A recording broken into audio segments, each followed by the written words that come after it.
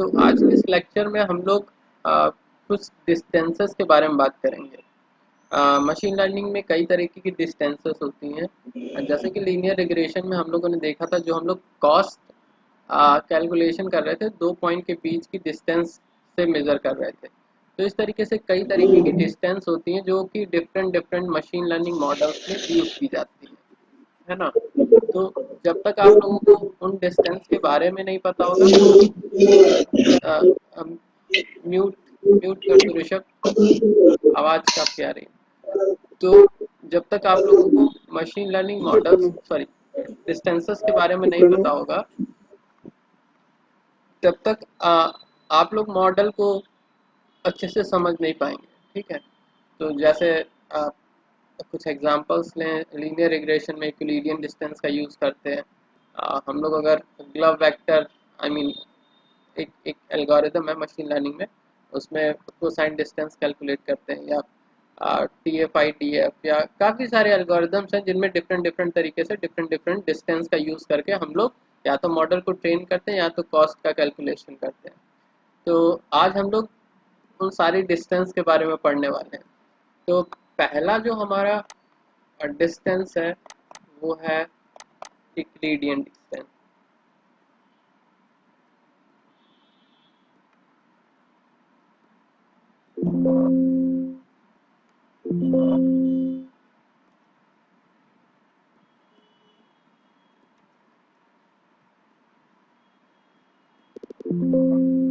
दूसरा हमारा जो डिस्टेंस है वो है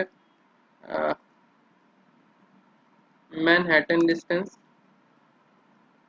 तीसरी डिस्टेंस है हमारी हैमिंग, और जो चौथी डिस्टेंस है वो हमारी है क्या कहते हैं, कोसाइन डिस्टेंस। ठीक है। इन सभी डिस्टेंस के बारे में हम लोग पढ़ेंगे। Different different model different different तरीके से इसका यूज़ करते हैं। मतलब जैसे हम लोगों ने लीनियर रिग्रेशन में देखा, तो लीनियर रिग्रेशन में हम लोग यूज़ कर रहे थे इक्विलिडियन डिस्टेंस।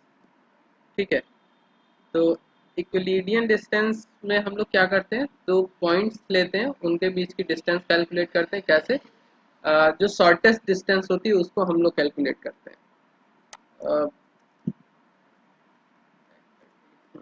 एग्जैक्टली उसमें हम लोग क्या करते हैं, हम लोग एक काम करते हैं। एक अ, एक हम लोग ग्राफ प्लॉट करते हैं, उसमें देखते हैं कैसे हम लोग इक्विलिडियन डिस्टेंस कैलकुलेट करते हैं। सपोज हमारा ये 2 डायमेंशनल ग्राफ है। ठीक है। अब इस 2 डायमेंशनल ग्राफ में सपोज दो पॉइंट दिए गए हैं, दो point in the sense something like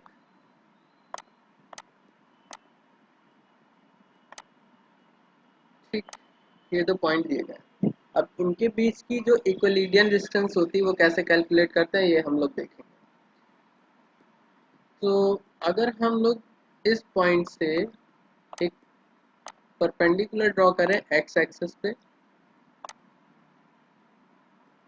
और एक परपेंडिकुलर ड्रॉ करें वाई एक्सिस पे, इसी तरीके से इस पॉइंट से भी एक्स एक्सिस पे एक परपेंडिकुलर ड्रॉ करें और वाई एक्सिस पे।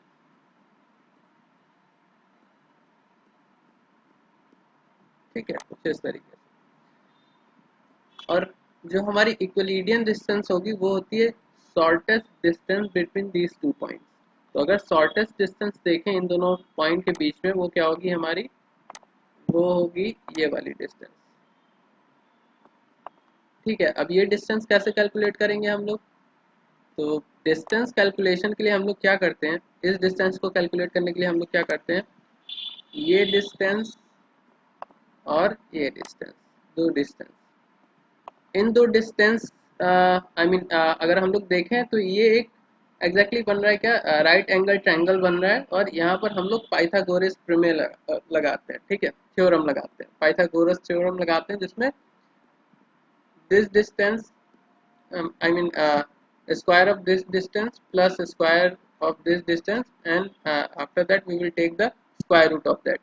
So इस तरीके से हम लोग ये डिस्टेंस निकालते हैं। एग्जैक्टली अगर हम यहाँ पर कुछ पॉइंट्स के नाम दे दें, यहाँ पर जैसे ये है पॉइंट हमारा एक्स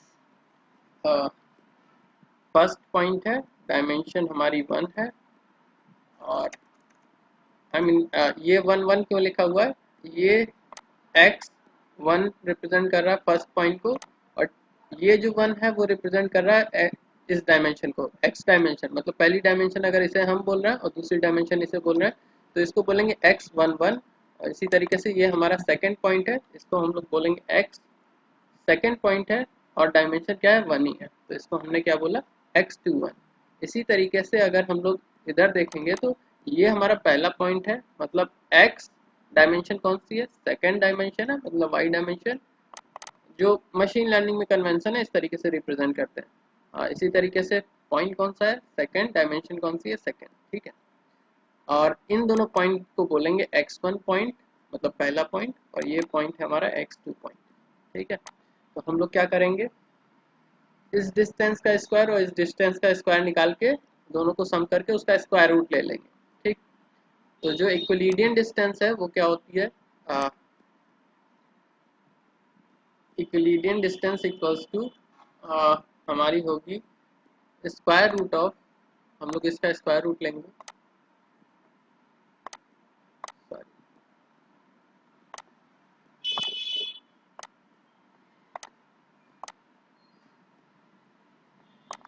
हम लोग क्या लिखेंगे,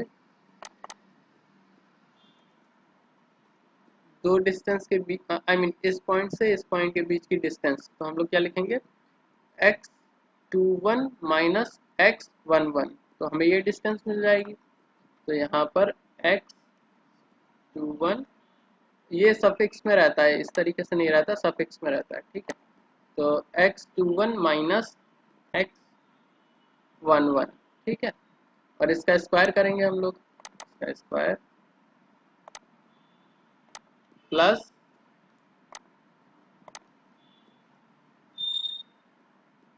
x, ये वाली डिस्टेंस हमें चाहिए, तो x22 माइनस x12 हो जाएगा, x22 माइनस x12 और इसका स्क्वायर, ठीक है। तो इक्विलिडियन डिस्टेंस एग्जैक्टली क्या होती है, शॉर्टेस्ट डिस्टेंस होती है between two points, between two points, ठीक है। और इसको रिप्रेजेंट कैसे करते हैं, इसको रिप्रेजेंट करते हैं x1 minus x2, x1 minus x2, और मशीन लर्निंग में ये कन्वेंशन है लेंथ को शो करने का, ठीक है। अगर हमें दो पॉइंट के बीच की लेंथ डिस्क्राइब करनी है तो हम लोग इस तरीके से डिस्क्राइब करते हैं, दो लाइन इधर दो लाइन इधर, ठीक है, और फिर उसके बाद यही सेम चीज,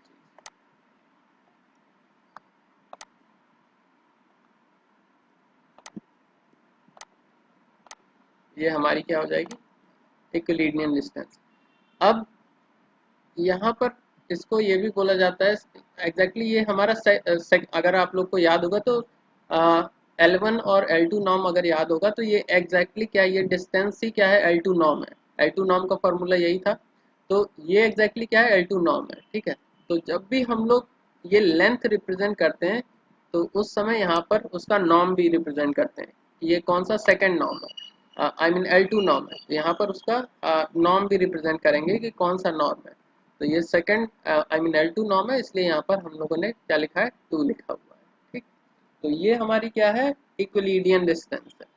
इक्विलिडियन डिस्टेंस मतलब जो शॉर्टेस्ट डिस्टेंस होगी दो पॉइंट के बीच में, वो क्या होती है, हमारी इक्विलिडियन डिस्टेंस, और इसको L2 नॉर्म भी बोला जाता है, ठीक।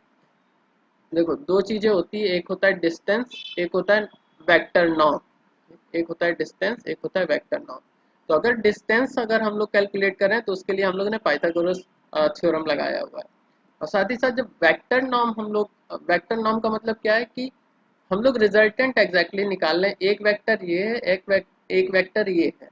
तो जब दो वेक्टर हमें दिए गए हों, दो वेक्टर का रिजल्टेंट निकालना होता है, तो वो क्या होगा, एग्जैक्टली यही वेक्टर होगा, जैसे एक वेक्टर यहाँ से यहाँ तक है, एक वेक्टर यहाँ से यहाँ तक है, तो उसके बीच का जो रिजल्टेंट निकालोगे तो यही आएगा, और इसी को बोलते हैं क्या, L2 नॉर्म। एग्जैक्टली जो नॉर्म टर्म है, नॉर्म टर्म रिप्रेजेंट करता है मैग्नीट्यूड, वेक्टर के रिजल्टेंट वेक्टर के मैग्नीट्यूड को रिप्रेजेंट करता है, ठीक है।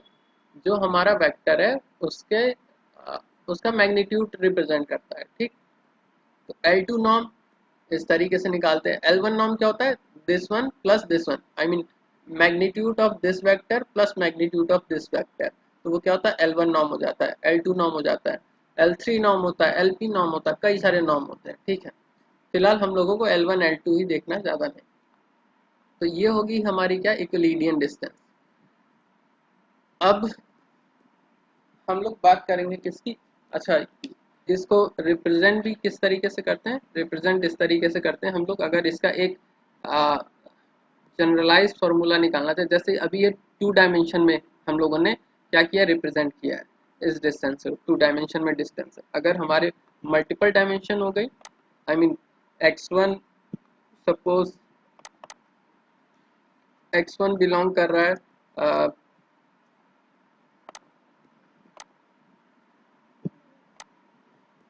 x1 बिलोंग कर रहा है सपोज r डायमेंशन आप लोगों को कुछ इस तरीके से, डायमेंशन को रिप्रेजेंट करने के लिए कुछ इस तरीके से सिंबल होता है, डबल लाइन और फिर r इस तरीके से, और इसके पावर डायमेंशन होती है। ठीक है, या d स्मॉल d भी ले सकते हैं। तो अगर x1 d डायमेंशन को रिप्रेजेंट कर रहा है और x2 भी सपोज d डायमेंशन में आई मीन पॉइंट है, जैसे यहाँ पर x1 sorry x11 first dimension में, x12 सेकंड डायमेंशन में, उस तरीके से मल्टीपल डायमेंशन हो सकती हैं। तो सपोज x1 आई मीन जैसे x1 पॉइंट है, ये 2 डायमेंशन में रिप्रेजेंट कर रहा है, 2 डायमेंशन में, ठीक है, 2 डायमेंशन में, एक डायमेंशन ये, एक डायमेंशन ये। तो यहाँ पर d की वैल्यू क्या हो जाएगी, 2। लेकिन अगर d की वैल्यू 3 हो जाए, 4 हो जाए, तो उसके लिए जनरलाइज फार्मूला क्या होगा, वो हम लोग देखने जा रहे हैं। ठीक है, तो जनरलाइज फार्मूला क्या होगा हमारा, उस केस में होगा समेशन ऑफ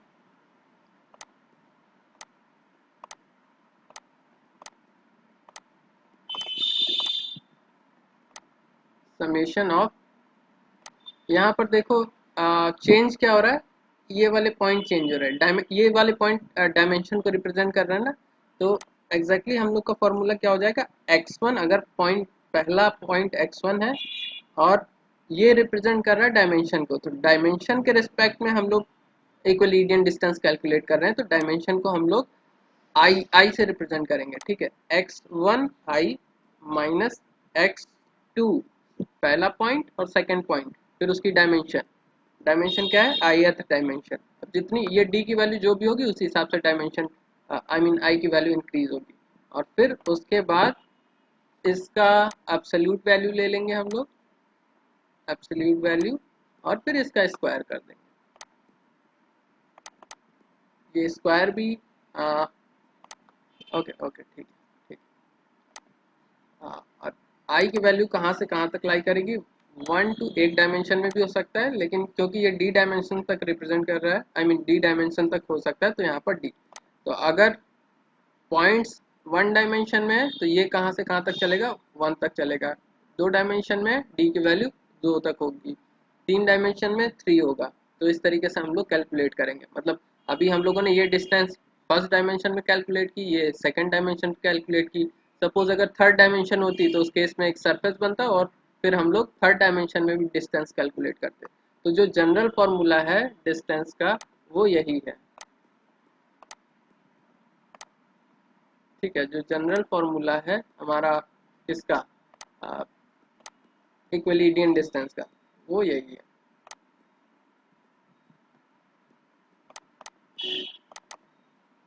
ठीक, ये है हमारी इक्विलिडियन distance.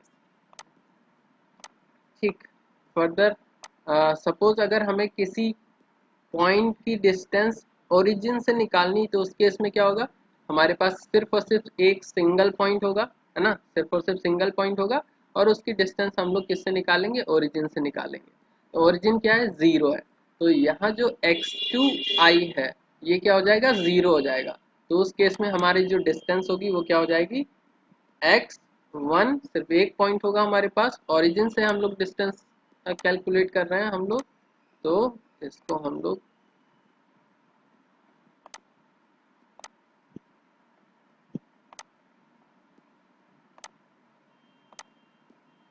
This equals to, formula हमारा क्या हो जाएगा,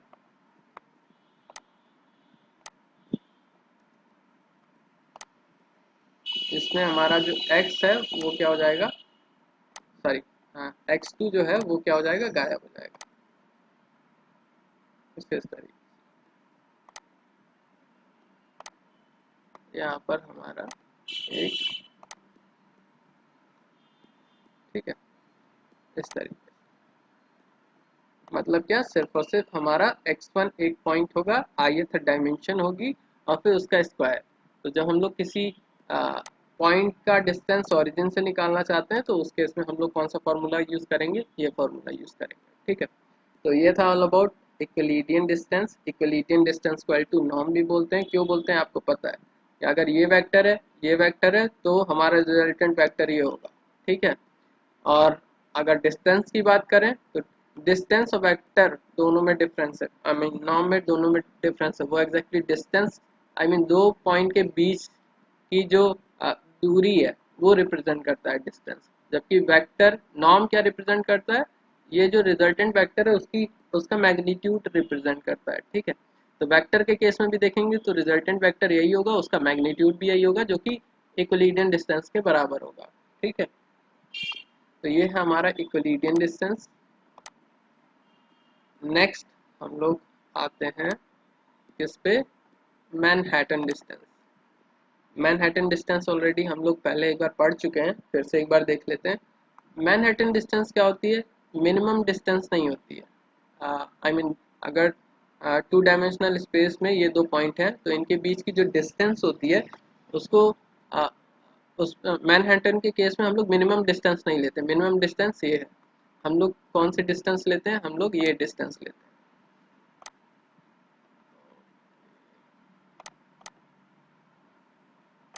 ये डिस्टेंस प्लस ये डिस्टेंस, ठीक है। इन दो डिस्टेंस को हम लोग लेते हैं, आई मीन यहाँ से यहाँ तक प्लस यहाँ से यहाँ तक, ये जो डिस्टेंस होगी उसी डिस्टेंस को हम लोग कैलकुलेट करेंगे, ठीक है।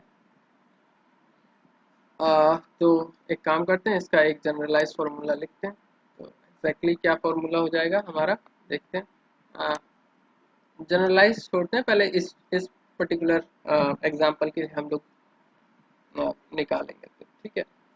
तो क्या होगा एग्जैक्टली फार्मूला हमारा, x कौन सी distance, x21 minus x11, x21 minus x11, ठीक है।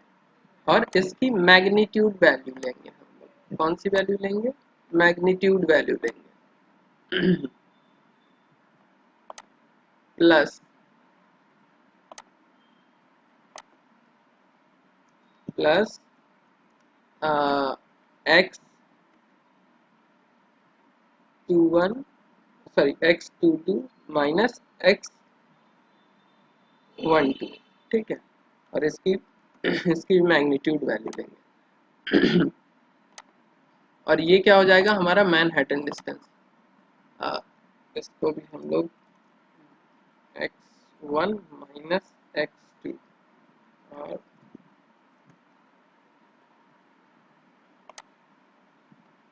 ठीक है, कुछ इस तरीके से रिप्रेजेंट करते हैं, कोई स्क्वायर नहीं, कोई अंडर रूट नहीं, बस एब्सोल्यूट वैल्यू जो होगी वही हम लोग चूज करेंगे, ठीक है ना। और यहाँ पर जो हम लोग वैल्यू लिखेंगे, जैसे ये लेंथ का सिंबल है, और यहाँ पर जो हम नॉर्म लिखेंगे वो क्या होगा, फर्स्ट नॉर्म होगा। फर्स्ट नॉर्म क्या, यहाँ पर क्या हमारा फर्स्ट नॉर्म क्या, हम इस वेक्टर का सम कर रहे हैं, आई मीन इस वेक्टर के मैग्नीट्यूड का सम और इस वेक्टर के मैग्नीट्यूड का सम कर रहे हैं। हम लोग रिजल्टेंट वेक्टर नहीं निकालना है, हम लोग रिजल्टेंट वेक्टर नहीं निकालना है। और बहुत सारी जगह ये यूज होती है मैनहट्टन डिस्टेंस, जैसे सपोज कोई सिटी है, ठीक है,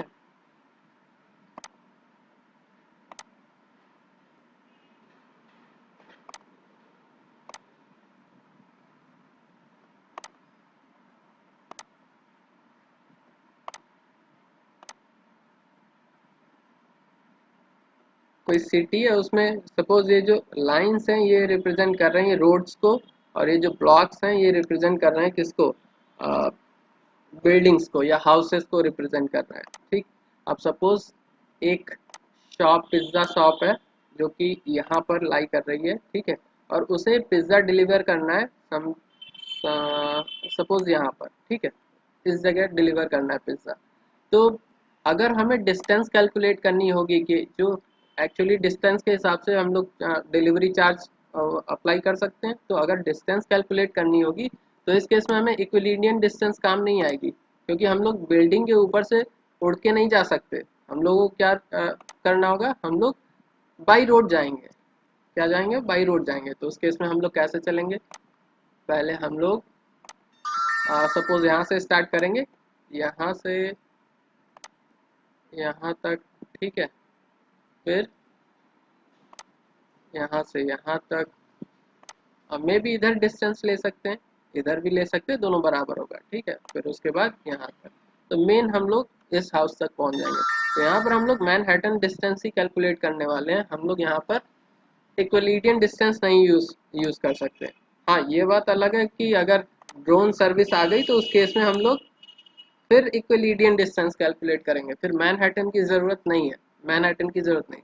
सपोज ड्रोन से डिलीवरी करनी है तो ये डिस्टेंस हम लोग मेजर करेंगे, ना कि रोड डिस्टेंस कैलकुलेट करेंगे या मैनहट्टन डिस्टेंस कैलकुलेट करेंगे, ठीक है। तो मैनहट्टन डिस्टेंस का भी यूज़ काफ़ी जगह होता है। खैर, तो इसको हम लोग एक जनरलाइज फार्मूला में लिखते हैं। तो जनरलाइज फार्मूले में हम लोग कैसे करेंगे? सिग्मा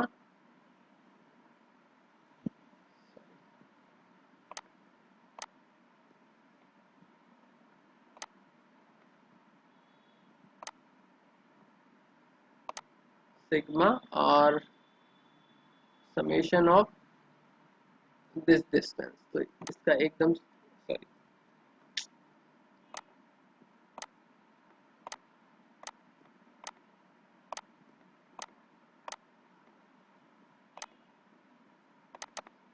क्या, एक्स फर्स्ट पॉइंट और फिर dimension, ith dimension, minus x second point minus ith dimension, और फिर इसकी एब्सोल्यूट वैल्यू, ठीक है। और इधर भी लिख लेते हैं हम लोग x1 माइनस x2,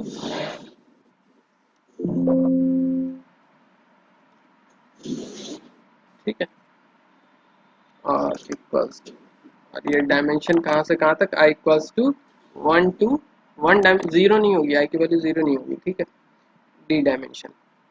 और यहाँ पर क्या लिखेंगे हम लोग? 1। और ये हो जाएगा हमारा किसका फार्मूला? मैनहट्टन डिस्टेंस का। इसी तरीके से अगर हमें ओरिजिन से डिस्टेंस निकालनी है तो कैसे निकालेंगे?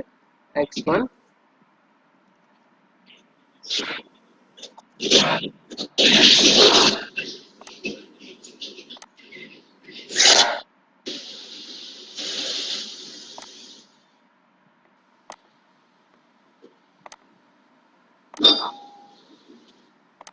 ठीक है, ये हमारा डिस्टेंस हो जाएगी किससे? ओरिजिन से डिस्टेंस हो जाएगी, ठीक। तो अगर देखा जाए तो यहाँ पर बस जो नॉर्म है, जैसे फर्स्ट नॉर्म है तो इसके पावर कुछ नहीं है, ठीक है, स्क्वायर रूट कहीं कुछ नहीं, ठीक है, ना पावर हो रही ना स्क्वायर हो रहा है। L2 नॉर्म में क्या हो रहा था? यहाँ पर 2 था तो यहाँ पर भी 2 था, यहाँ पर भी 2 था, स्क्वायर रूट हो रहा था। तो इस तरीके से एल एन नॉर्म भी हो सकता है, एल के नॉर्म भी हो सकता है, कुछ भी हो सकता है। तो एक जनरलाइज फार्मूला हम लोग निकालते हैं, हर एक नॉर्म के लिए एक जनरलाइज फार्मूला लिखेंगे, ठीक है। तो जनरलाइज फार्मूला कैसे लिखेंगे हम लोग? जैसे जो नॉर्म है वो एल पी नॉर्म है, ठीक है। अगर हम लोग कहते हैं कि जो नॉर्म हम लोग कैलकुलेट करने जा रहे हैं दो डिस्टेंस के बीच में, या डिस्टेंस कैलकुलेट, देखो दो चीज़ें, एक तो वेक्टर है, एक नॉर्म है। तो अगर जनरलाइज हम लोग करना चाहें इस फॉर्मूले को, जो अभी हम लोगों ने मैनहट्टन और इक्विलिडियन डिस्टेंस में देखा है ना, तो ये कैसे करेंगे एग्जैक्टली exactly? ओके ओके, ठीक है, करते हैं, फिर उससे समझाने की कोशिश करेंगे।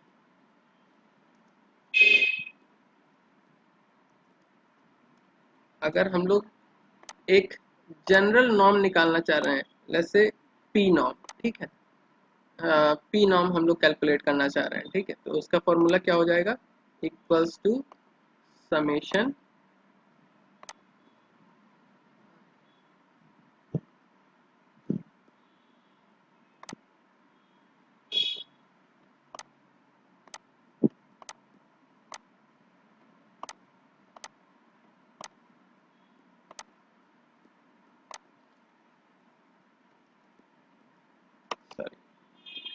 Absolute value x 1 point ith dimension minus x 2 point ith dimension, और फिर जो भी अगर पी नॉर्म निकाल रहे हो तो यहाँ पर इसकी जो पावर होगी वो क्या हो जाएगी p, और स्क्वायर रूट, इसका स्क्वायर रूट लेंगे हम लोग, हमें स्क्वायर रूट नहीं लेंगे, स्क्वायर पी लेंगे। आई मीन जैसे स्क्वायर रूट में 2 लेते हैं तो यहाँ पर क्या हो जाएगी, वैल्यू पी हो जाएगी, ठीक है। तो इसको हम लोग कुछ इस तरीके से भी लिख सकते हैं,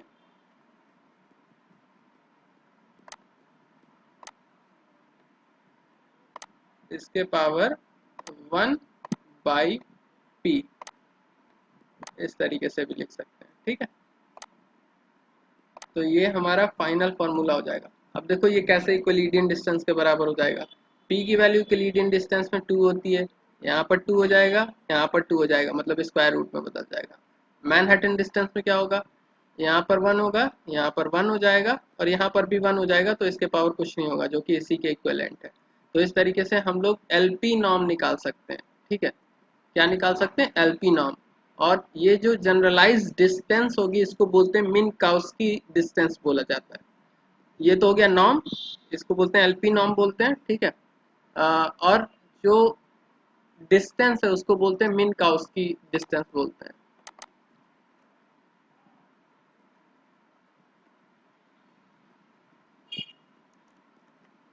ठीक है। मिनकाउस्की डिस्टेंस बोला जाता है इसको। आई मीन जनरलाइज जो डिस्टेंस है मल्टीपल डायमेंशन में, उसको बोला जाता है मिनकाउस्की डिस्टेंस, ठीक।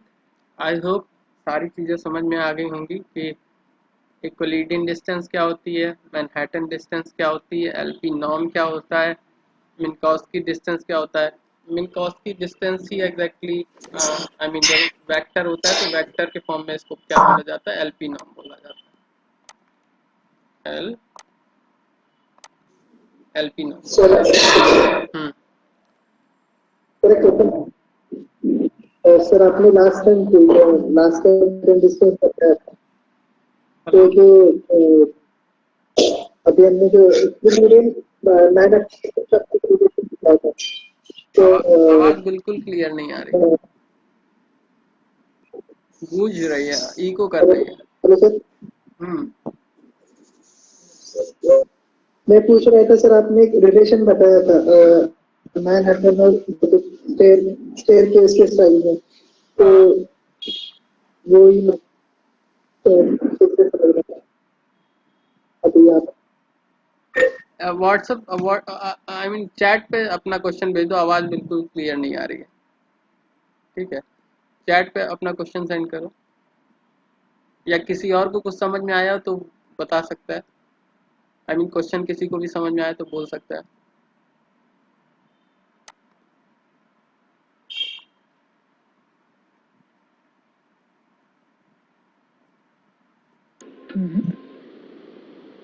आवाज क्लियर नहीं आ रहा है। प्रणव एक बार एक काम करो, चैट पे सेंड करो, क्वेश्चन सेंड करो, देखते हैं।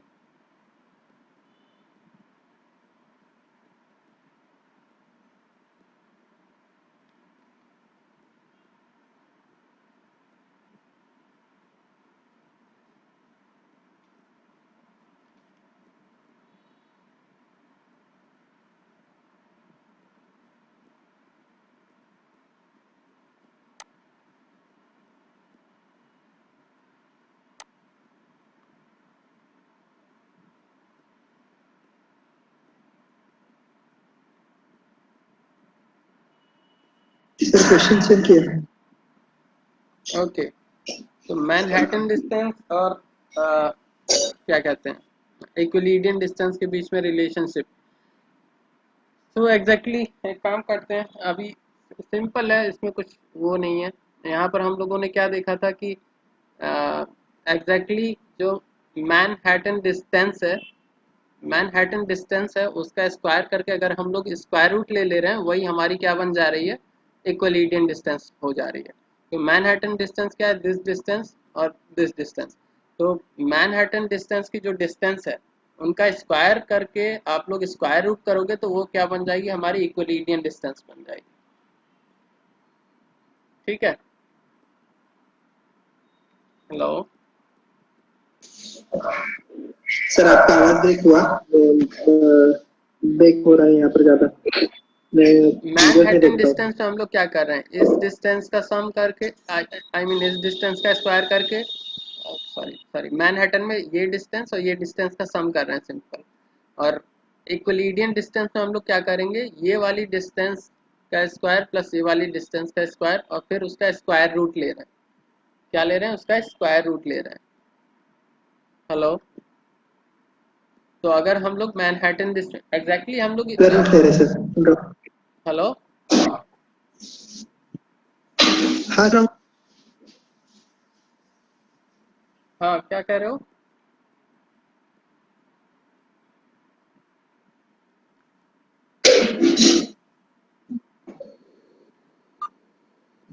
हेलो। ओके, चैट हाँ chat sir. Box, chat box पे डालो क्वेश्चन, क्या कहना चाह रहे हो फिर। नहीं नहीं सर, मैं सुन रहा हूँ, ऐसा बोला आप बता रहे। Okay okay, I hope clear हुआ होगा। हाँ सर, हाँ।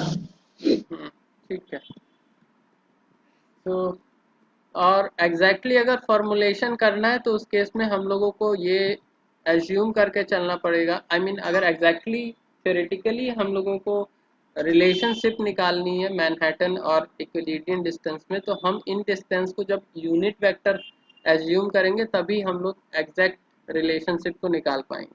जैसे अभी एक काम करते हैं, अभी हम लोग कोसाइन डिस्टेंस कैलकुलेट करेंगे और उसके बीच इक्विलिडियन डिस्टेंस और कोसाइन डिस्टेंस के बीच में रिलेशनशिप निकालेंगे, तो वहां से क्लियर होगा सारी चीजें। ठीक। हाँ, फिलहाल आगे बढ़ते हैं हम लोग। अब नेक्स्ट है हमारा क्या, हैमिंग डिस्टेंस। इसमें ये चीज समझ में आ गई होगी आप लोगों को, है ना। आई मीन मिन्कॉस्की डिस्टेंस क्या है, एलपी नॉर्म है। अब नेक्स्ट हमारी क्या है, हैमिंग डिस्टेंस। हैमिंग डिस्टेंस क्या होता है देखते हैं।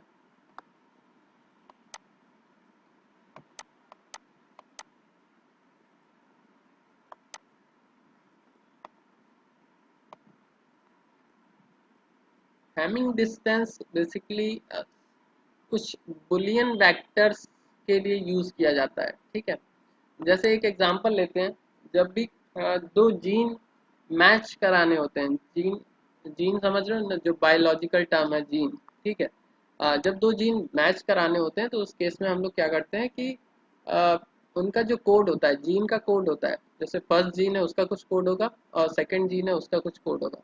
तो 0 1 के फॉर्म में, ओके, जीन जीन पे नहीं आते हैं, एक काम करते हैं, सिंपल सिंपल एक एग्जांपल लेते हैं, उससे समझते हैं। सपोज एक वेक्टर है x इक्वल्स टू 1 0 0 1 0, इस तरीके से। ठीक है, और दूसरा वेक्टर है y इक्वल्स टू,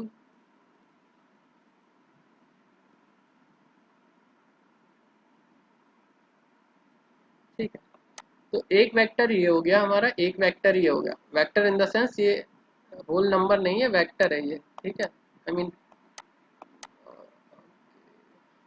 कुछ इस तरीके से समझना, x इक्वल्स टू 1 0 0 1 0 1,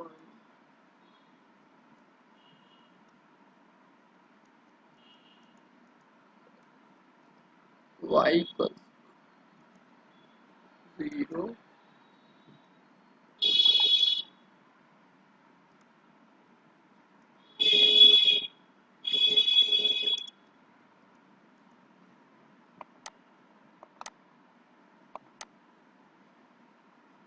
ये हमारा एक टेबल है एग्जैक्टली इस तरीके से।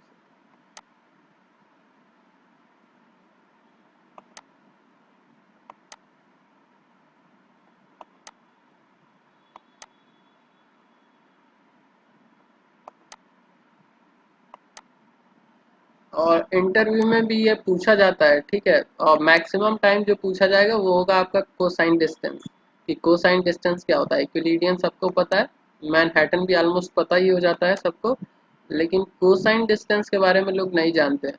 तो कोसाइन डिस्टेंस को अभी कायदे से समझना है, ठीक है। इंटरव्यू में काफ़ी पूछा जाता है डिस्टेंस के बारे में, आई मीन कोसाइन डिस्टेंस के बारे में। इस तरीके से ये टेबल है, table in the sense vector है, ठीक है। X vector, Y vector. अगर इन दो वेक्टर के बीच में हमें डिस्टेंस निकालनी है, कौन सी, हैमिंग डिस्टेंस निकालनी है, तो कैसे निकालते हैं। एक्स और वाई के बीच की जो हैमिंग डिस्टेंस होगी वो क्या होगी, वो सारे डेटा पॉइंट जो कि आई मीन वो सारे data point, number of data point जहां पर एक्स और वाई की वैल्यू डिफर कर रही है, वही क्या हो जाएगी, हमारी हैमिंग डिस्टेंस हो जाएगी। जैसे इस पॉइंट पे एक्स और वाई डिफर कर रहे हैं, तो 1 अगेन 1, यहाँ पर भी डिफर कर रहा है, ये 0 है, ये 1 है।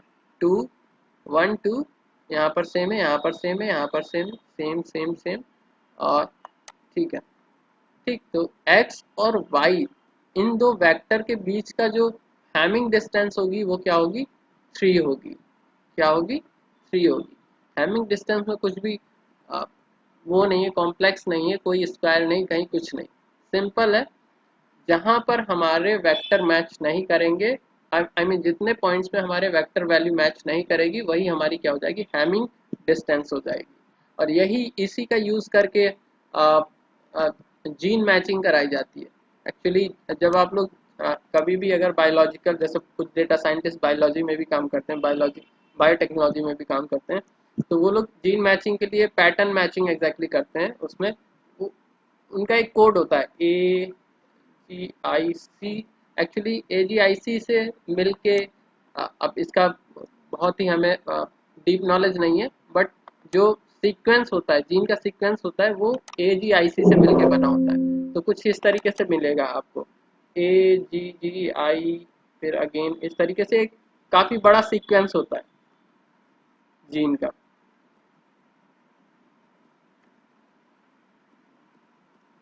इस तरीके से सपोज ये जीन है एक्स, ये एक्स जीन है, और हमें दूसरे जीन से इसको मैच कराना है, और ये काफ़ी बड़ा सीक्वेंस होता है। ऐसा नहीं ये कुछ जैसे हमने कुछ सीक्वेंस लिख दिया, ऐसा नहीं है, काफ़ी बड़ा सीक्वेंस होता है। इसी तरीके से इसमें भी सपोज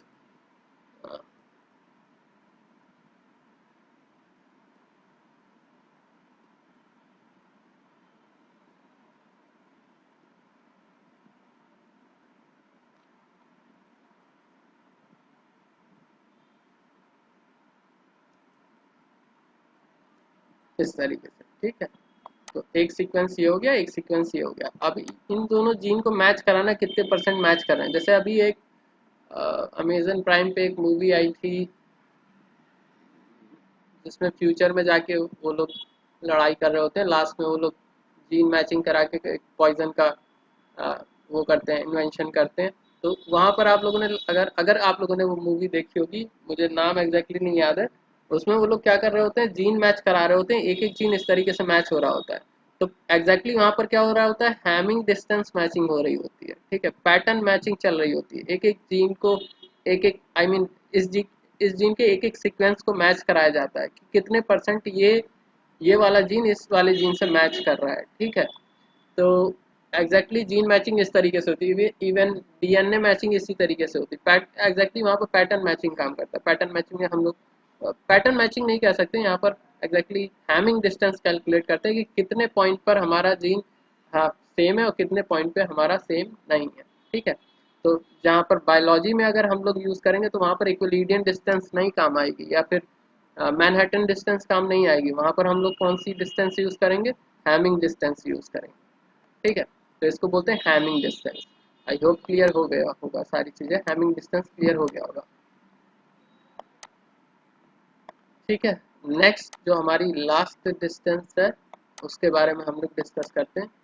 नेक्स्ट है हमारी कोसाइन डिस्टेंस, ठीक है। तो अगेन हम लोग एक्सिस ड्रॉ करते हैं।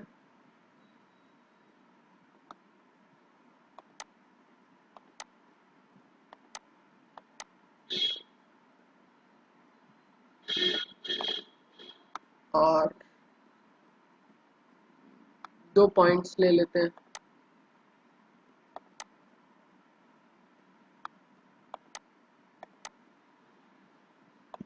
एक पॉइंट ये, एक पॉइंट ये, या फिर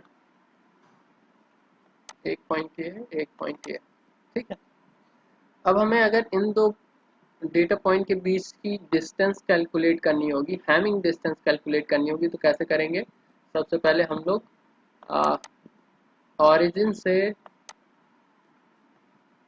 इनके बीच की डिस्टेंस मेजर करेंगे, इन दो डेटा पॉइंट के बीच की दो लाइन ड्रॉ करेंगे, और इन दो लाइंस के बीच का जो एंगल होगा, इन दो लाइंस के बीच का जो एंगल होगा, ये हमारा क्या होता है? हैमिंग कोसाइन डिस्टेंस होता है। ये जो थीटा बनेगा वो एग्जैक्टली क्या होता है? कोसाइन डिस्टेंस होती है। जबकि हमारी इक्विलिडियन डिस्टेंस यहाँ पर क्या होगी? इक्विलिडियन डिस्टेंस की बात करें तो हमारी इक्विलिडियन डिस्टेंस ये होगी। ठीक है, ये। जबकि कोसाइन डिस्टेंस हमारी क्या होगी? ये डिस्टेंस थीटा की जो वैल्यू होगी वो हमारी क्या होगी? कोसाइन डिस्टेंस होगी। ठीक है, तो अभी अभी देखते हैं कैलकुलेशन कैसे करेंगे, ये हम लोग देखेंगे। ठीक है, तो एग्जैक्टली दो चीज़ें होती हैं हमारी, एक होती है कोसाइन सिमिलैरिटी और दूसरा होता है हमारा कोसाइन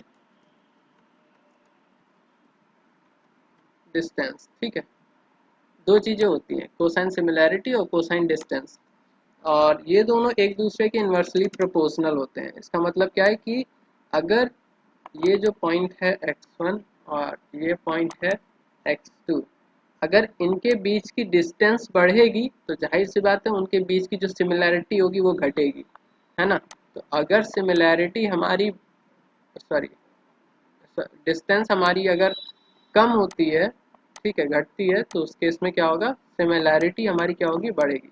मतलब क्या? ये इसके क्लोज आना शुरू हो जाएगा, क्योंकि ये थीटा की वैल्यू कम होती चली जाएगी तो इसके क्लोज आता जाएगा, तो उस क्लोज आने का मतलब वो इस x1 के ही सिमिलर होता जाएगा। और अगर ये डिस्टेंस हमारी क्या होती है? बढ़ती है, तो उस केस में क्या होगा? हमारा जो कोसाइन सिमिलैरिटी होगी वो क्या हो जाएगी? हमारी घट जाएगी। ठीक है, अब इसका फॉर्मूला क्या होगा एग्जैक्टली? अगर इन दोनों के बीच का रिलेशनशिप देखा जाए तो 1 minus cosine similarity, cosine similarity equals to होगा एग्जैक्टली कोसाइन डिस्टेंस के। ठीक है, मतलब अगर कोसाइन की वैल्यू कोसाइन डिस्टेंस की वैल्यू अगर 1 हो गई तो ये क्या हो जाएगा? 1 माइनस 1 0 हो जाएगा। ठीक है, या सिमिलैरिटी कोई अगर 1 लेते हैं, कोसाइन सिमिलैरिटी अगर 1 हो गई तो उस केस में डिस्टेंस क्या हो जाएगी? 0 हो जाएगी। डिस्टेंस क्या हो जाएगी? 0 हो जाएगी। ठीक है, तो इस फॉर्मूले के हिसाब से जो कोसाइन सिमिलैरिटी है वो मैक्सिमम कितनी हो सकती है? 1 हो सकती है, और मिनिमम कितनी हो सकती है? -1। 1 का मतलब क्या है? दो डेटा पॉइंट सिमिलर हैं, टोटली सिमिलर है। -1 का मतलब क्या होगा? कि दोनों पॉइंट के बीच में कोई भी एकदम से आ, हम्म, एकदम से मिसमैच हो रहा है, दोनों पॉइंट मिसमैच हो रहे हैं, उन दोनों के बीच में कोई सिमिलैरिटी नहीं है। ठीक है, ओके ओके, ठीक। तो अभी अभी देखते हैं इसके बारे में भी, हम लोग देखेंगे और चीज़ें देखेंगे।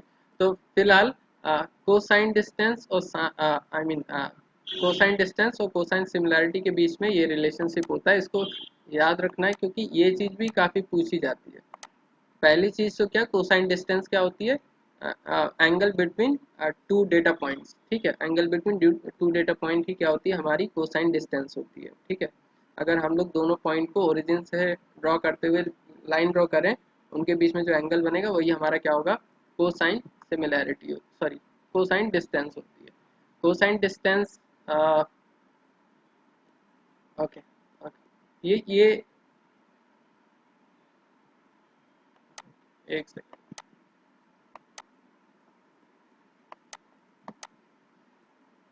आई होप कोसाइन सिमिलैरिटी समझ में आ गया होगा। इसको इसको थोड़ा सा एक एक एंगल से और समझते हैं। को, कोसाइन का हम वो ड्रॉ करने जा रहे हैं, ग्राफ ड्रॉ करने जा रहे हैं। ये सपोज 90 डिग्री, 180 डिग्री, 270 डिग्री,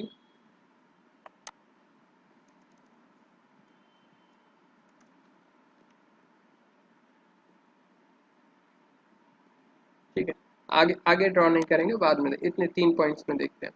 तो अगर कोसाइन को अगर हम लोग ड्रॉ करें, कोसाइन को आई मीन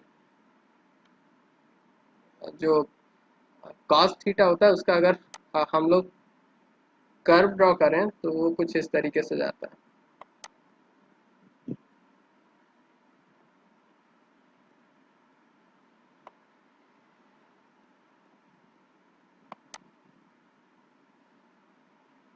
आगे बढ़ता रहता है, ठीक है। तो इसका मतलब क्या है? अच्छा ये क्या है? ये है 0, ये क्या है? 0, ये हो जाएगा 1। कॉस 0 की वैल्यू क्या होती है? 1 होती है। कॉस ये वैल्यू क्या है? -1, ठीक। तो जब कॉस की वैल्यू 0 होगी तो वैल्यू क्या होगी? 1 होगी। क्यों? वैल्यू क्या होगी? 1 होगी। मतलब क्या है? सिमिलैरिटी। अच्छा, कॉस 0 की मतलब क्या है? ये वाली लाइन ऑलमोस्ट इस पे, ऑलमोस्ट क्या इसके ही ऊपर ओवरलैप कर रही है। तो उस केस में हमारी जो सिमिलैरिटी हो जाएगी वो क्या हो जाएगी? 1 हो जाएगी। मतलब वो दोनों डेटा पॉइंट क्या है? एकदम से सिमिलर है। अब जब कोसाइन डिस्टेंस मतलब थीटा की वैल्यू जब 90 डिग्री होती है तो 90 डिग्री का मतलब क्या है? एक पॉइंट यहाँ है और एक पॉइंट यहाँ पर है, ठीक है। तो उस केस में जो हमारी कोसाइन सिमिलैरिटी होगी वो क्या हो जाएगी? 0 हो जाएगी। क्या हो जाएगी? 0 हो जाएगी। अब जब 180 डिग्री हो जाएगी मतलब हमारा डेटा पॉइंट कुछ इस तरीके से हो जाएंगे। एक x1 इधर है और x2 इधर है, मतलब दोनों के बीच में 180 डिग्री का वो है, ठीक है, डिस्टेंस है। तो मतलब ये दोनों एक दूसरे के एकदम अपोजिट है। तो उस केस में 180 डिग्री पे जो कोसाइन सिमिलैरिटी क्या हो जाएगी? -1 हो जाएगी। cos 180 डिग्री की वैल्यू क्या होती है? -1, ठीक है। तो इस तरीके से हम लोग ये चीज समझ सकते हैं कि जैसे जैसे एंगल बढ़ेगा वैसे वैसे हमारी क्या होगी? सिमिलैरिटी क्या होगी? बढ़ती जाएगी। अब अगेन अगर 180 डिग्री से क्रॉस करेगा तो उस केस में अब सिमिलैरिटी धीरे धीरे धीरे धीरे क्या होती जाएगी? अब घटती जाएगी सिमिलैरिटी, आई मीन बढ़ती जाएगी सिमिलैरिटी, ठीक है। अब मैक्सिमम कब होगी? 180 डिग्री पे ही होगी मैक्सिमम, आई मीन डिफरेंस जो होगा, डिस्टेंस जो होगी वो मैक्सिमम कब होगा? 180 डिग्री पे होगा, ठीक है। आई होप क्लियर हो गया होगा ये चीज। ओके, तो ये हमारा क्या है? कोसाइन डिस्टेंस और कोसाइन सिमिलैरिटी। अब इसका कोसाइन डिस्टेंस का फॉर्मूला क्या होता है हमारा? ये देख लेते हैं।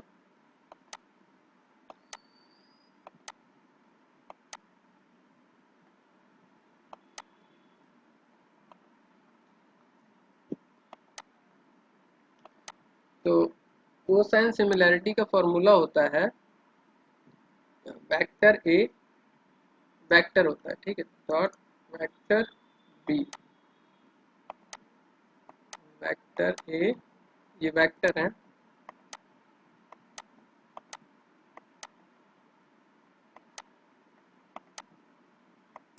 वेक्टर ए हो वेक्टर बी का डॉट प्रोडक्ट। मतलब अगर ये वेक्टर ए है ये वेक्टर बी है तो इन दोनों का dot product divided by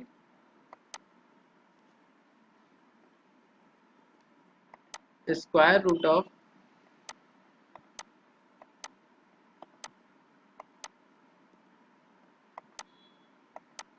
summation of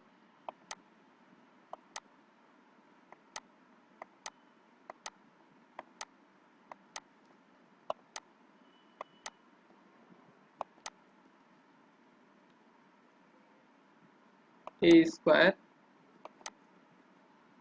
square और प्लस सॉरी सॉरी डॉट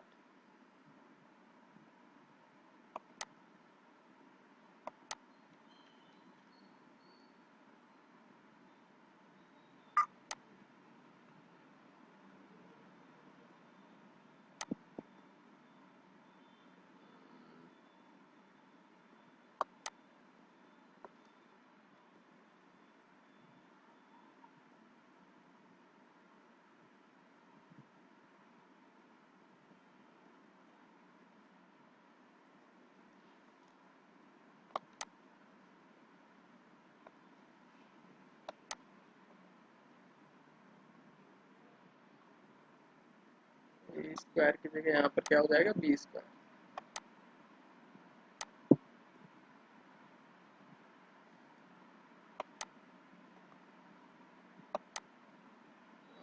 और हाँ, यहाँ पर डॉट नहीं, ये क्रॉस प्रोडक्ट होगा, डॉट नहीं क्रॉस प्रोडक्ट होगा।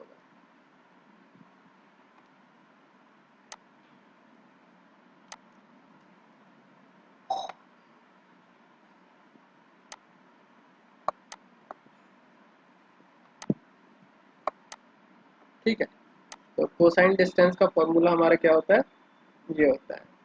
ठीक है, अब इसको जब आप लोग एक्सपेंड करोगे तो एक्सपेंड करने पे क्या होगा कि ये एग्जैक्टली क्या है कि इस समय आई मीन जैसे हम लोगों ने एक वेक्टर लिया था, तो सपोज वेक्टर ए है, ए इक्वल्स टू 1 0, ये वेक्टर है, आई मीन वही टेबल टेबल के फॉर्म में।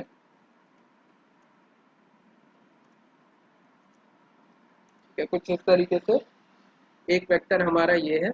तो इस ए डॉट का मतलब क्या है कि हमें ए डॉट बी का मतलब क्या है, हमें ए में जितने भी एलिमेंट्स हैं, आई मीन जैसे 1 0 1 1 इस तरीके से, उसी तरीके से बी में भी बी भी एक वो होगा हमारा 1 0 1 1। तो हम क्या करेंगे, एक एक करके दोनों को मल्टीप्लाई करेंगे, उनका समेशन करते जाएंगे, 1 1 × 1 प्लस 0 × 1 इस तरीके से, 1 × 0 प्लस हर एक का समेशन, जैसे 1 × 1 प्लस 0 × 1 प्लस 1 × 0 प्लस 1 × 1, तो हमारा नॉमिनेटर निकल आएगा। ठीक है, इस तरीके से हम लोग का नॉमिनेटर निकलेगा। और नीचे क्या है हमारा, समेशन ऑफ ए स्क्वायर, और ये कहाँ से कहाँ तक जाएगा, यहाँ से लेके यहाँ तक, मतलब एक एक एलिमेंट का स्क्वायर करना है और सबका सम कर देना है, फिर उसका स्क्वायर रूट ले लेना है। ठीक है, तो आई होप चीज़ें समझ में आ गई होंगी कैसे कोसाइन आई मीन डिस्टेंस का कैलकुलेशन करते हैं। ये एग्जैक्टली क्या है हमारा, अगर आप लोग थोड़ा सा ध्यान से देख पा रहे होंगे तो ये एग्जैक्टली यही है। ये अभी जो हम लोगों ने पढ़ा है, कौन सी डिस्टेंस है हमारी, ये इसका स्क्वायर रूट ले रहे हैं हम लोग, इसका स्क्वायर रूट ले रहे हैं, तो ये कौन सा L2 नाम है, ये L2 नाम है, ये एग्जैक्टली यहाँ पर 2 है, यहाँ पर 2 है, ये L2 नाम है, ये L2 नाम है। ठीक है, तो यहाँ पर आप लोग डायरेक्टली ये लिख सकते हो, डायरेक्टली इसके अंदर ये लिख सकते हो, स्क्वायर रूट के अंदर समेशन का सिंबल रहेगा, ये कुछ इस तरीके से,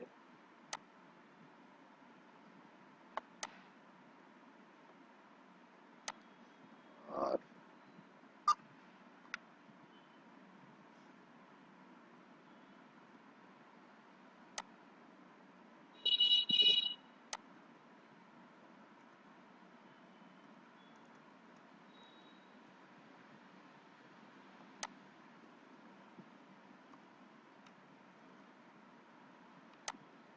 यहाँ पर क्रॉस प्रोडक्ट।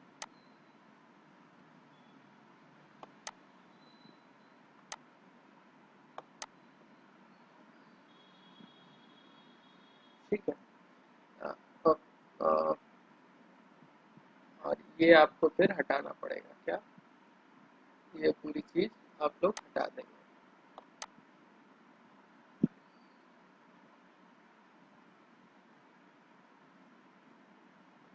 इसी तरीके से।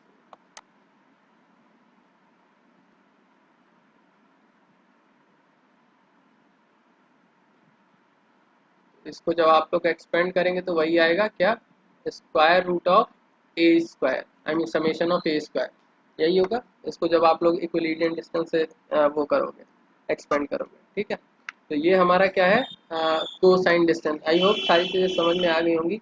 इवन कभी कभी आप लोग क्वेश्चन भी देखोगे, ऑब्जेक्टिव टाइप क्वेश्चन में भी ये देखोगे कि दो पॉइंट के बीच की कोसाइन सिमिलैरिटी निकालनी है। बस एक चीज़ याद रखना है, यहाँ पर डॉट प्रोडक्ट है, यहाँ पर क्रॉस प्रोडक्ट है, इतना याद रखना है। ठीक है, तो इसी फॉर्मूले में रख के आपको कोसाइन डिस्टेंस निकालनी होगी और कुछ नहीं करना है।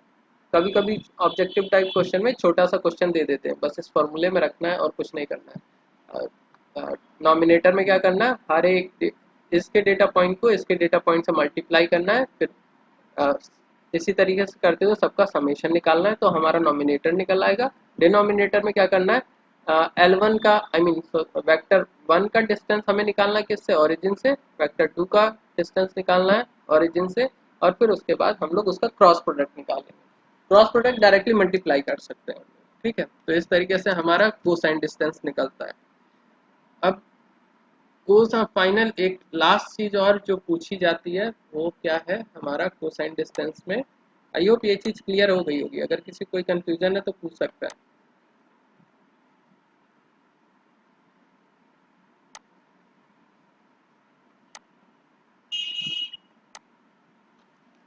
Hello. No, sir. No, sir. Okay, नहीं सर। ठीक। अ, ठीक है, तो कोसाइन डिस्टेंस और कोसाइन सिमिलैरिटी में, सॉरी इक्विलिडियन डिस्टेंस और कोसाइन डिस्टेंस में अगर हम लोग रिलेशनशिप देखें तो उस केस में हमें ये अज्यूम करना पड़ता है कि ये जो डिस्टेंस है वो यूनिट वेक्टर है। वो क्या है, यूनिट वेक्टर है, ठीक है। तभी हम लोग सिमिलैरिटी निकाल सकते हैं। तो फाइनल इसके डेरिवेशन की ज़रूरत नहीं है, फाइनल हम अ, इसका जो रिलेशनशिप है वो हम लिखने जा रहे हैं। इसके डेरिवेशन डेरिवेशन कभी कोई नहीं पूछता है और उतना नीडी भी नहीं है, ठीक है। तो जो डिस्टेंस का फॉर्मूला होता है, अगर हम लोग कहें x1 माइनस x2,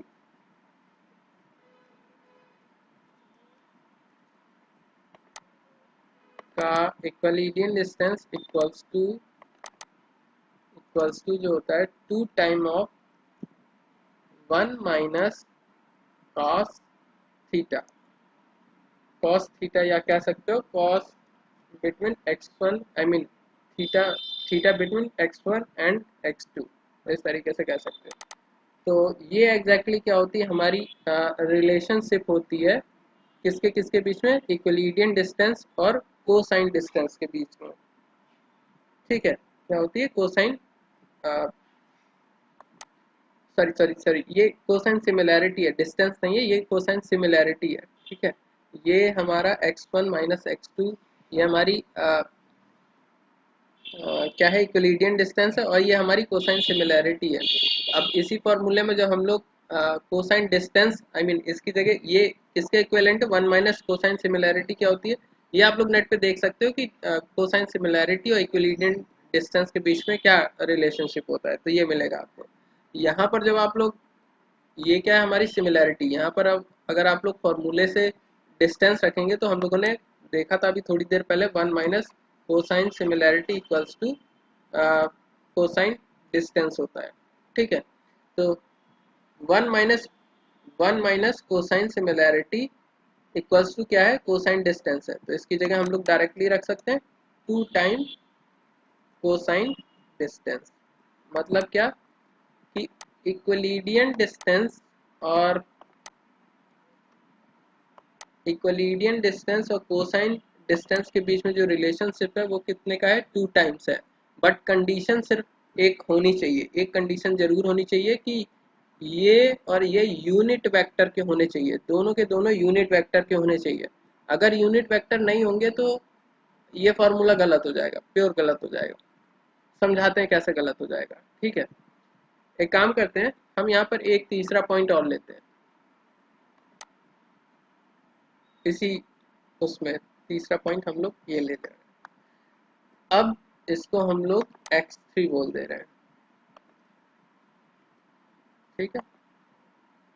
ओके, तो अगर हमें डिस्टेंस मेजर करनी है x1 और x3 के बीच की, तो इक्विलिडियन डिस्टेंस क्या होगी x1 और x3 के बीच की, ये वाली डिस्टेंस हो जाएगी इक्विलिडियन डिस्टेंस, ठीक है। ये इक्विलिडियन डिस्टेंस हो जाएगी, लेकिन कोसाइन डिस्टेंस क्या होगी इन दोनों के बीच की, कोसाइन डिस्टेंस इन दोनों के बीच से होते हुए हम लोग एक लाइन ड्रॉ करेंगे, आई मीन ओरिजिन से होते हुए एक लाइन ड्रॉ करेंगे x1 तक और x3 तक, क्योंकि ये दोनों एक ही डायरेक्शन में, तो इनके बीच की जो थीटा वैल्यू होगी वो जीरो हो जाएगी, है ना, वो तो जीरो हो जाएगी।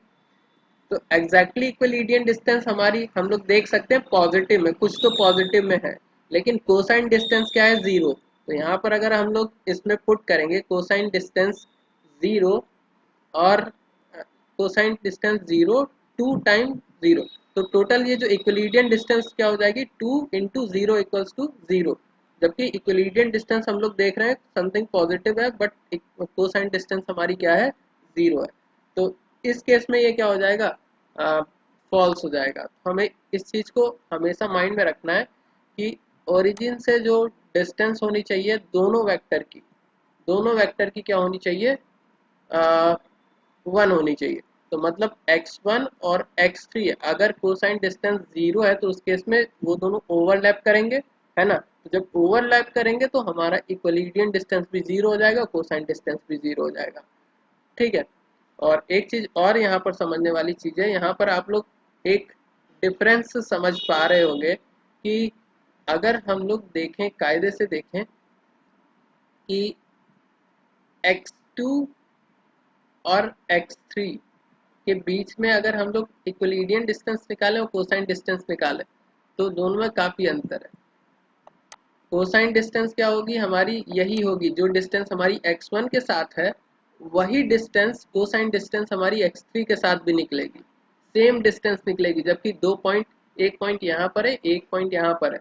Cosine similarity sorry cosine distance हमारी सेम है, x1 के लिए भी x3 के लिए भी सेम है, लेकिन इक्विलिडियन डिस्टेंस क्या होगी, इक्विलिडियन डिस्टेंस ये होगी, ठीक है। तो यहाँ पर एक चीज समझ में आ रहा होगा कि अगर दो डेटा पॉइंट सेम डायरेक्शन में है तो किसी तीसरे डेटा पॉइंट से अगर हम इनकी कोसाइन डिस्टेंस निकालेंगे तो वो दोनों डेटा पॉइंट के लिए क्या होगी, सेम होगी।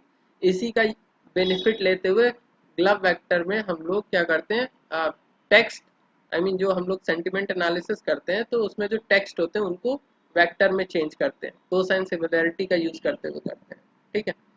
वो बाद में देखेंगे, हम लोग देखना है वो भी देखना है, लेकिन बाद में देखेंगे, ठीक है। तो यहाँ पर आप लोग को ये चीज़ समझ में आ गई होगी कोसाइन डिस्टेंस और इक्विलिडियन डिस्टेंस में क्या डिफरेंस है, किस तरीके से कैलकुलेट करते हैं। अगर दो डेटा पॉइंट सेम डायरेक्शन में तो उसके उनके बीच की जो कोसाइन सिमिलैरिटी डिस्टेंस होगी वो जीरो होगी और सिमिलैरिटी वन होगी, सिमिलैरिटी जस्ट अपोजिट, ठीक है। Cosine distance zero, similarity one, ठीक है। आई होप ये चीज़ समझ में आ गई होगी। इसके अलावा और कोई कुछ नहीं पूछेगा, मैक्सिमम पूछ सकता है, कोसाइन का फॉर्मूला पूछ सकता है, तो सिंपल कहना है a dot b, a vector dot b vector divided by L2 norm of a multiply by cross product of L2 norm of b, simple है, ठीक है। कुछ भी इसमें नहीं है, या क्रॉस प्रोडक्ट या डायरेक्टली मल्टीप्लिकेशन ही होगा। यहाँ पर जो हम लोगों ने समेशन में देखा था कि जो क्रॉस लगा हुआ था, ठीक है, ये जो क्रॉस लगा हुआ था वो मल्टीप्लिकेशन ही होगा। क्यों, एग्जैक्टली क्या होगा, जब आप लोग L2 नॉर्म कैलकुलेट करोगे तो ये जो रिटर्न करके देगा ये एक वैल्यू रिटर्न करके देगा, स्केलर वैल्यू। इसी तरीके से इधर जो कैलकुलेशन होगा वो भी एक सिंगल वैल्यू रिटर्न करके देगा। तो जब ये वैल्यू स्केलर हो जाएगी, ये वैल्यू भी स्केलर हो जाएगी, तो उसके बीच में आप लोग को डायरेक्ट मल्टीप्लिकेशन करना होगा, चाहे वो क्रॉस प्रोडक्ट हो चाहे कोई प्रोडक्ट हो, ठीक है। तो उस केस में आपको क्या करना पड़ेगा, डायरेक्ट मल्टीप्लिकेशन करना होगा। तो एग्जैक्टली हम लोगों को क्या करना होगा, नीचे की तरफ ये डिस्टेंस निकालनी है, ये डिस्टेंस निकालनी है और ये डिस्टेंस निकालनी है, और उसका क्या कर देना है, दोनों को मल्टीप्लिकेशन, दोनों को मल्टीप्लाई कर देना है और कुछ नहीं करना है, ठीक है। आई होप चीज़ें समझ में आ गई होंगी आप लोगों को। ओरिजिन से डिस्टेंस निकालनी है दोनों डेटा पॉइंट की, या कुछ भी नहीं, अगर वेक्टर दिया है डायरेक्टली आपको जो क्वेश्चन में दिया रहेगा वो दिया रहेगा ऐसे a इक्वल्स टू 1 0, एक वेक्टर दिया रहेगा इस तरीके से, ठीक है। और दूसरा क्या दिया होगा, b इक्वल्स टू,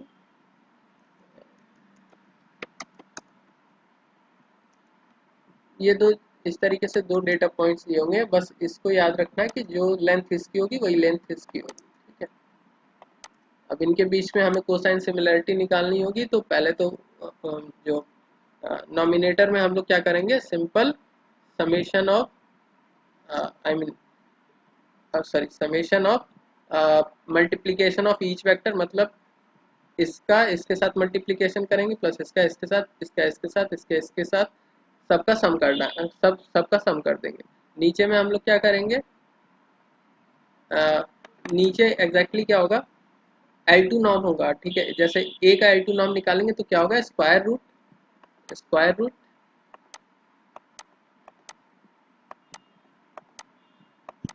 अब क्योंकि पहला पॉइंट हमें दिया गया, दूसरा पॉइंट नहीं दिया गया, क्योंकि ओरिजिन से डिस्टेंस निकालनी है तो हमें सिंपली क्या करना होगा, a वन स्क्वायर मतलब ये वाला point a1 a2 a3 a4 a5 इस तरीके से। तो a1 का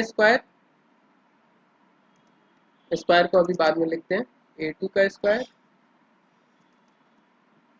इसको एकदम अच्छे से समझ लेना क्योंकि क्वेश्चन पूछे जाते हैं इस पे, इस तरीके को न्यूमेरिकल में हमें काफ़ी टाइम मिले हैं इस तरीके के क्वेश्चन। तो a1 का स्क्वायर, a2 का स्क्वायर, a3 का स्क्वायर, ठीक है। इस तरीके से सबका सम कर डालेंगे, मतलब इसका स्क्वायर प्लस इसका स्क्वायर प्लस इसका प्लस इसका प्लस इस तरीके टोटल सम करेंगे, फिर उसका स्क्वायर रूट ले लेंगे तो हमें डिनोमिनेटर में एक पार्ट मिल जाएगा। इसी तरीके से इसके साथ भी वही सेम चीज़ करेंगे और दोनों को मल्टीप्लाई कर देंगे तो ये एक इंटीजर वैल्यू रिटर्न करके देगा। तो हमारे यहाँ क्या है, क्रॉस प्रोडक्ट है, आई मीन डायरेक्टली मल्टीप्लिकेशन आप लोग करोगे, ये जो भी वैल्यू रिटर्न करके देगा और ये जो वैल्यू रिटर्न करके देगा डायरेक्टली मल्टीप्लिकेशन करोगे, और अपर में आप लोग क्या करोगे, इसका इसका मल्टीप्लिकेशन प्लस इसका इसका इसका इसका इस तरीके से कोसाइन डिस्टेंस निकालोगे। आप 5 इंटरव्यू दोगे, ऑब्जेक्टिव टाइप अगर पूछा जा रहा है तो ये श्योर मान के चलो कि एटलीस्ट 2 या 3 में तो मिलेगा, ये कोसाइन सिमिलैरिटी निकालने को मिल सकता है, ठीक है। इवन अब हाल ही में एक हमारे स्टूडेंट ने क्वालकॉम में दिया है, इंटरव्यू दिया था, तो उसको भी ये क्वेश्चन पूछा गया था कोसाइन सिमिलैरिटी निकालने के लिए। तो इसके बारे इसको आप लोग एक बार प्रैक्टिस जरूर कर लेना, ठीक है। ये था सारे ऑलमोस्ट जो कॉमन डिस्टेंसेस थी, जो फ्रिक्वेंटली यूज डिस्टेंसेस हैं, वो ये 4 डिस्टेंसेस थी। अ, अब इसके बाद डिस्टेंस के बारे में और कुछ भी एक्स्ट्रा पढ़ने की आप लोग को ज़रूरत नहीं, प्रेशर लेवल पे इतना सफिशियंट है और कुछ भी पढ़ने की ज़रूरत नहीं है। अगर इतना पढ़ लिया तो वो सफिशियंट, ठीक है। जब नेक्स्ट क्लास होगी उसमें हम लोग, अगर आप लोग असाइनमेंट कर लेते हो तो वेल एंड गुड, आगे हम लोग डिस्कशन करेंगे, ठीक है।